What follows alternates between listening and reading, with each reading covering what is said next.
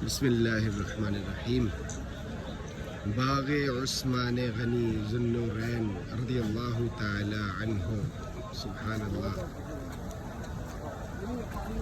ये हज़रत उस्मान गनी रज़ियल्लाहु ताला अन्हु का बाग है, खजूरों का बाग। सुभान अल्लाह। वैसे तो सब कुछ ही उनका। आओ, यहाँ पे खजूरें मिलती हैं। ये पानी आ रहा है, ये पानी बड़ी तेज़ी से आ रहा है। पता नहीं है कि ये पानी चश्मे का पानी है या कैसा है, लेकिन साफ सुथरा पानी, साफ सुथरा पानी। सुभान अल्लाह।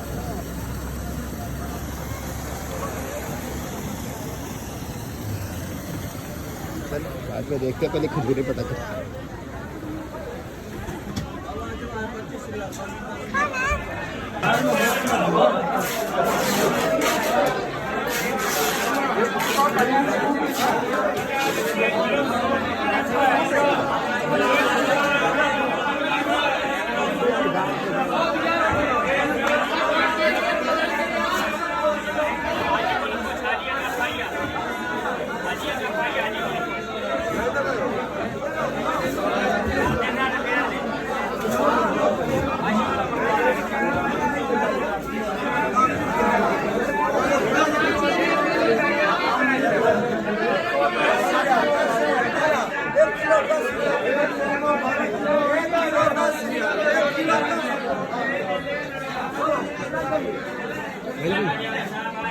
ये मबरूर, ये बड़ी मज़ेदार होती है।